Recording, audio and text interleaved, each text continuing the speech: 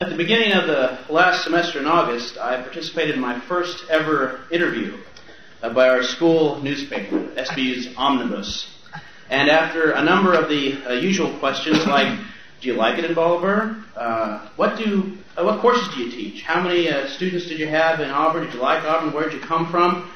The reporter got down and asked me, why did you decide to become an economist? As if she wanted to get at the mystery of why not just me, but perhaps why anyone would want to pursue such a profession. And without a moment of hesitation, I spun my chair around, reached up to the second shelf of my bookcase, and pulled down my now slightly worn copy of Human Action.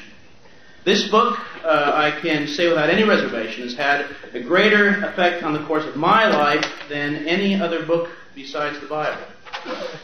It was reading Human Action that convinced me to major in economics. To want to teach economics, it convinced me to go to graduate school, and it convinced me to become a scholar. It was this book that showed me what economics is, why it's important, what liberty is and why liberty is important, and what true scholarship is all about. Now, as I was beginning as an undergraduate to kind of stretch my sophomore mind, as opposed to my sophomoric mind, I joined Neil McCaffrey's Conservative Book Club. And I did that primarily because I could get Francis Schaeffer's complete works for $10.95. And it was one of those deals where you had to buy, 3 books over the course of the next 2 or 3 years or something like that. And within the next few weeks, I received their bulletin advertising what they called the magnum opus of some Austrian economist named Ludwig von Mises. And the book looked big and was called Human Action. The advertisement featured high praise for both the author and the book, but I had heard of neither. It cost in the neighborhood of $35, which was a lot of money for a college student in 1986, and it counted for 2 of my required, selections. So I thought, well, this, it's $35, but it counts for 2, so I might, 2 for 1, maybe not a bad deal. And so, but I wanted guidance. As I said, I've never heard of this person before, and I went and talked to my economics professor at Northwestern College, and I will be forever grateful to Dr. Elder for encouraging me to actually purchase the book if I had the money. I did purchase a book, and it was one of the most profitable investments I ever made as a student or as for my entire life. When a rocket is launched, if its trajectory is just off target just a little bit, just 1 degree or 2, it can miss its destination by miles. And the same holds true with scholarship. When one sets out on the path of the academic, it is important that he is starting from a firm foundation and that his course is true. Human Action was such a foundation for me in many ways, and continues to be an intellectual cornerstone for the many students who have discovered its contents. The chief virtue that Human Action possesses for the student is that it strongly yet matter-of-factly sets forth economics as a pursuit of truth. Not the truth of the passing fancy, not the yet-to-be-refuted with statistics mini-truths, but economic truth that will stand for all ages. Upon beginning the first chapter, the student is immediately set forth on the right road, as Mises begins where economics must begin, human action. Mises defines human action as purposeful behavior, and all of his economic theorems and corollaries are deduced from this non-controversial axiom. This immediately rests economics on intellectual bedrock. As I read the opening chapters of Human Action during my sophomore year, I had sort of epiphany, as all of the conclusions that I've learned in my principles classes suddenly fell into logical place. The laws of supply and demand were not merely plausible-sounding notions that were true only in an unrealizable ideal world. They were not the necessarily implications, or merely the necessary implications of assumptions of the neoclassical model. Those assumptions may indeed be plausible, but they have their assumptions nonetheless, and they have no necessary, logical connection. They're just kind of assumptions. But along came Mises, who showed me that economics is logically whole. Supply and demand are rooted in the law of marginal utility, which is itself induced from the axioms that human beings act purposefully. Which all just made sense. It was just right there. Mises' defense of the law of demand, for example, is much superior to the Nobel Prize-winning economist George Stigler's. Stigler, in his price theory text, says that there is no rigorous proof that that as the price of goods goes up, the quantity of that good that is demanded goes down, other things equal. He merely says that we can be pretty sure this is the case. Quote, if an economist, he says this is the case, he's pretty sure about it, he's not quite sure, pretty sure, because, quote, if an economist were to demonstrate his failure in a particular market at a particular time, he would be assured of immortality, professionally speaking, and rapid promotion. Since most economists would not dislike either reward, we may assume that the total absence of exceptions is not from lack of trying to find them. End of quote. And that's it. That's his proof. Right? In other words, we think this is the case. This is the way it's always been. We think this is the case because this is the way it's always been. However, there's always a possibility that it might not be the case tomorrow. Right? It could be that tomorrow people will begin to demand more as the price goes up, other things equal. I mean, we can never really be sure. But a student who reads Mises, however, is not left walking on the shifting sands of empiricism. No, he's walking on the terra firma of true axioms and sound logic. It's hard to overestimate the importance of Mises' rooting economics in the truth of human action. For the student, the intellectual consequences are many. One of the most important consequences is that it allows the students to integrate economics with other bodies of thought. And for me, as a student, this was especially important. As a student being exposed to new ideas and new thoughts on both the undergraduate and graduate level, I wanted to make sure that economic theory could be integrated with my primary frame of reference, Christian orthodoxy. Did economic doctrine regarding the nature of humans and human action square with Christian doctrine? A Christian orthodoxy teaches that a man is a person who acts with a purpose. As J. Gresham Machen writes in his Christian view of man, quote, the actions of a person, just because they are free actions and no mere meaningless vagaries of blind chance, are determined by motives. When a man is placed before some turning point in his life, he sets before himself the considerations on the one side and the considerations on the other side, and then, in light of those considerations, he acts. End of quote. Mainstream economics gives lip service to what it calls choice theory. However, it starts from the assumptions of the neoclassical model and proceeds to do analysis as if economic agents are more like the inanimate object of physics, merely reacting to the stimuli we call relative costs. Mises, on the other hand, takes a different approach.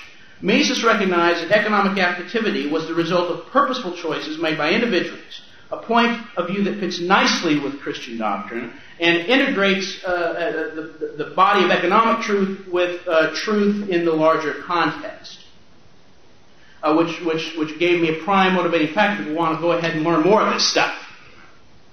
Now, additionally, a great tension was resolved in my mind as I read Mises' exposition of self-interest. Now, this is so important for a student because in so many other classes, he is being told that economists assume that people are motivated only by selfish greed and a desire to gain the things only of this world.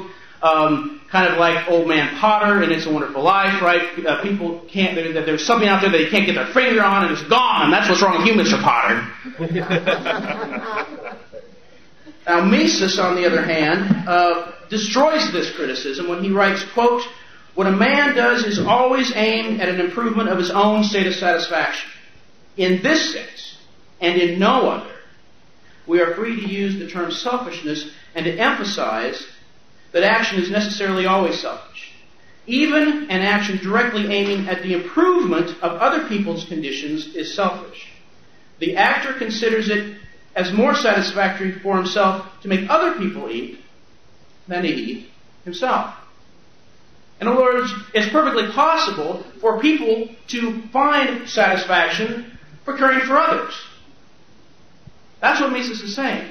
Mises allowed me to see that economics takes into account all the various motivations that people have. He explains that human actions are motivated to increase their level of satisfaction, not necessarily that they are greedy. This is one of the most important stumbling blocks that students, especially at Christian colleges and universities, have to overcome. He also, in his book, makes a clear distinction right off the bat between economics and ethics. And was very good at communicating the point that what economics is about is, linking cause-effect theory, identifying the cause and effect relationship between human action and the consequences of that action. Kind of, as Roger pointed out, not exactly the why people act, but the ends that they're searching. It's not about identifying the ends and weighing, well, are the ends good or bad, noble, ignoble, etc. And so very quickly, as such, you get a sense of human action that what is efficient is not necessarily what is ethical. And so early on, I became very skeptical of a defense of intervention based on the notion of quote-unquote efficiency, which again was important for my mind as I started learning more and more about economics. Now, besides increasing my understanding of economics, my Reading Human Action set me forth on my career. Reading Human Action made me want to become an economist. A few college students know exactly what they want to be when they graduate. Of course, they want to make a living, but they don't want just any job. They look for vocations they feel are worth pursuing. After my exposure to human action, I knew what I wanted to do. I wanted to do this. Economic theory is true. It isn't a waste of one's life researching, studying, and teaching economics. It is furthering a body of knowledge. It is teaching more students the fundamental truths of economic law. Human action was also encouraging because while it was high-level economics, I could read it and I could understand it most of the time. Mises' prose was clear and his logic made sense, unlike the professional economic journals that were on the periodical shelves of our school library. I would never have become an economist if all there was to read was the American Economic Review. One of my economics students, who happens to be from China, who's attending this conference, he's read all of Human Action, and he's praised it for its readability. In fact, and I've never heard this before by anybody, he thinks it's a lot easier to read than Man, Economy, and State by Marie Ronquart. In our conversations, I've directed a couple of independent studies in the intermediate micro and intermediate macro courses, since we don't offer them on a regular basis at SVU. He told me that the reason he likes Human Action, it was reading Human Action that convinced him that communism was an impossible utopia. And this student hopes someday to complete a PhD in economics. I was further encouraged as I read Human Action because it became apparent that good economics provides knowledge very relevant to the world in which we live. Mises did not spin out some sort of ideal theory of perfect competition that is removed from life. As I sat then in my microeconomics classes and heard the professor describe the characteristics of perfect competition, I joined my fellow students in doubting whether any market was really like this. While the model may provide some helpful conclusions, it is unrealistic enough to cause even the most earnest economics student ample cognitive dissonance.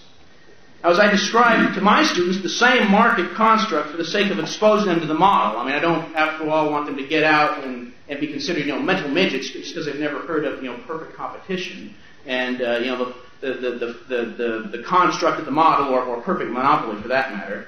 As I explain to them what the quote-unquote profession thinks about, how the market really works or how we study the market, I often hear my students ask, does it really work like this? And, they give me the same reaction that I had, and this is a perfectly reasonable question. Now, in Human Action, Mises gives a picture of the real market, where real entrepreneurs make real decisions under real uncertainty in real time with real information limitations. As a student, I was able then to compare the standard textbook model with the real economy described by Mises. And this kept me, incidentally, from changing majors, and it also gave my students, and gives my students, a better theory upon which they can hang their hat. Now, one of the most important benefits the student receives from reading Human Action is its authoritative comments on policy issues. When assigned to write a paper on the viability of Social Security, the first place I turned to was Human Action.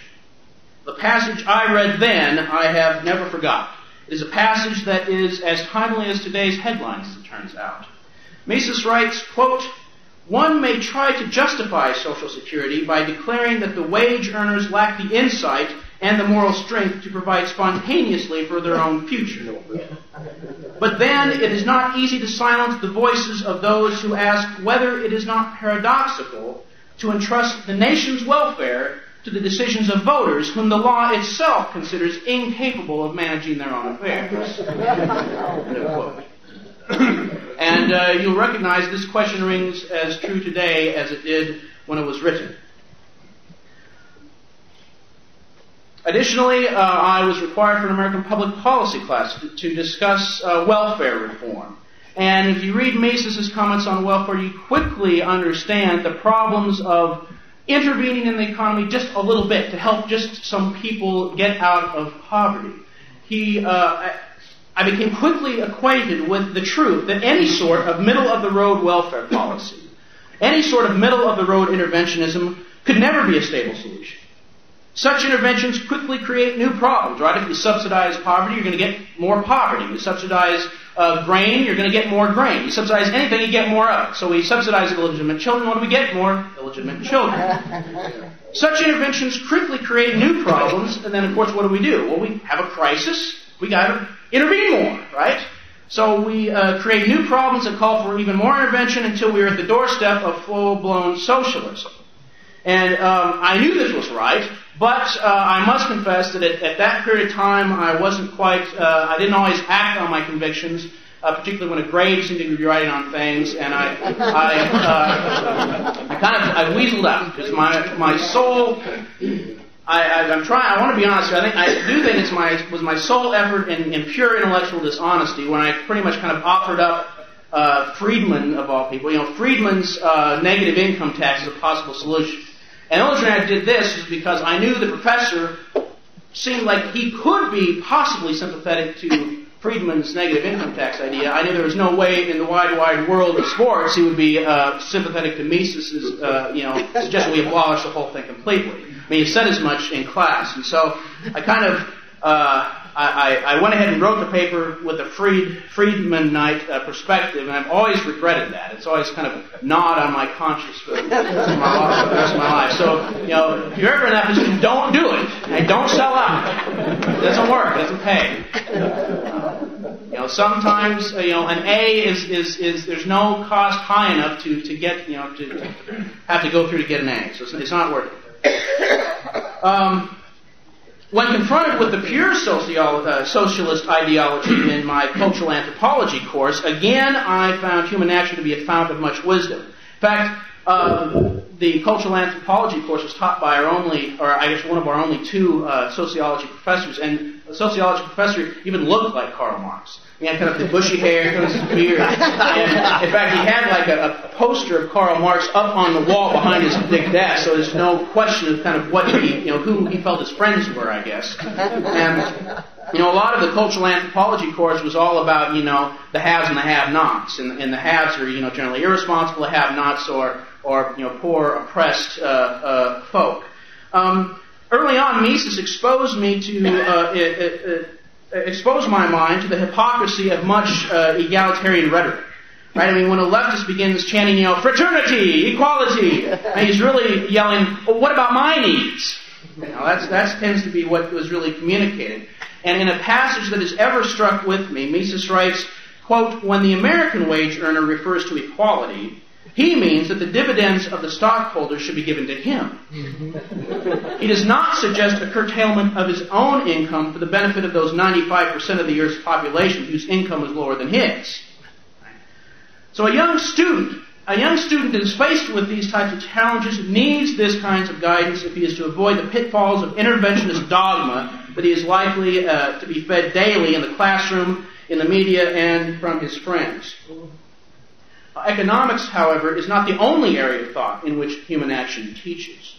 Mises provided me with an early reputation of deconstructionism, the anti-theory of literary criticism that claims there is no meaning to be found in what an author says, except that which the individual reader brings to the text, that he constructs for himself. Right? So if you think an author is saying one thing, and I think he's saying exactly the opposite, well, that's okay. Both are equally true constructions. And who's to say?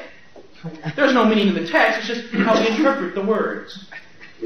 Now, students need a sure mind now more than ever in these postmodern times, for our very president has taken a stab at deconstructing the meaning of the word alone, right?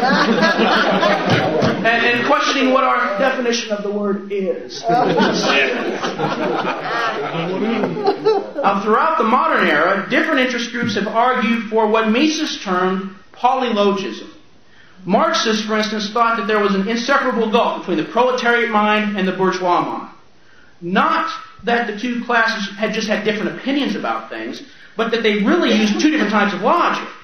Their minds were constructed differently, so let's kill the bourgeois. Working in Washington, D.C. for a couple of years, I often saw a popular t-shirt that spoke to this philosophy along racial lines. Perhaps you've seen it. It proclaims, it's a black thing, you wouldn't understand. Right? As if to say, well, look, I've got problems, but your white mind just can't think about problems the way my black mind can think about. So there's no use of us even talking about anything. We just can't communicate. Except in case you are understanding me right now, give me my subsidy. That's kind of the thinking behind this sort of line of thought. Now, the same sort of thinking is found in feminist academic circles, in all brands of multiculturalism. Mises, by the way, demonstrates that Marx was bourgeois himself, and somehow, Marx never did really explain how he escaped the bourgeois mind, even though he was, bred of bourgeois parents. It's kind of an interesting little paradox that Marx didn't want to discuss, at least openly. Mises concludes his refutation of all of this sort of illogic by writing, quote, "A theory is either correct or incorrect. A theory can never be valid for a bourgeois or an American if it is invalid for a proletarian or a Chinese." Now, as I was a junior, having read this tonic for such diseased thinking, I became fully conversant in the discussions that I was having with my friend at the time, an English major, about the various schools of literary nonsense. She was taking her senior seminar in literary criticism and discussing the poetry of Hopkins from all these different perspectives, from the Marxist perspective, the feminist perspective, and then finally, like just the basic, the normal perspective, I guess. And she really didn't buy any of it either. But because I'd read Mises, I felt fully up to speed on this intellectual conflict. And over lunch we had much joy deconstructing the deconstructionists. And in fact, in a particular moment of zeal, when I knew she was at the computer lab, I reread this passage in Mises. I got all excited and I grabbed my copy of Human Action, ran over to the computer lab and said, look at this, look at what I just read. And it was just such an exposition of why Marxist polylogism was a bunch of rot. And she read it and she said, and she kind of agreed with it and said, I hope you didn't bring this all the way over here just for me. And I thought, well, of course not. I often, you walk around campus with a 900-page economics text in my hand. Some people get more excited about Human Action than others, and we can't help that, I guess. In writing Human Action, Mises did not only provide us with a coherent treatise on economic theory, he did not only set forth a ringing defense of reason and liberty. In Human Action, a student holds in his hands a supreme act of scholarship. Human Action did not only make me want to become an economist, it also inspired me and still inspires me to be a true scholar. From the beginning, the reader of Human Action is struck by how sweeping Mises' knowledge is.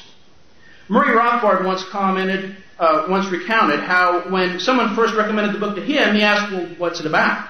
And the response to Rothbard was, everything. Just this week, a student of mine was impressed with the same observation. For my managerial economics course that I was, again, directing him one-on-one with, because the regular class didn't fit into his schedule quite right, I assigned him to read a particular brief section out of Human Action about the distinction between the manager and the entrepreneur, and how, while sometimes those functions kind of overlap, they're two distinct functions. And the student then, after I after he read it, he came back and he volunteered that he liked the section, and then reported that he liked it so much he went and started to read the beginning of the book.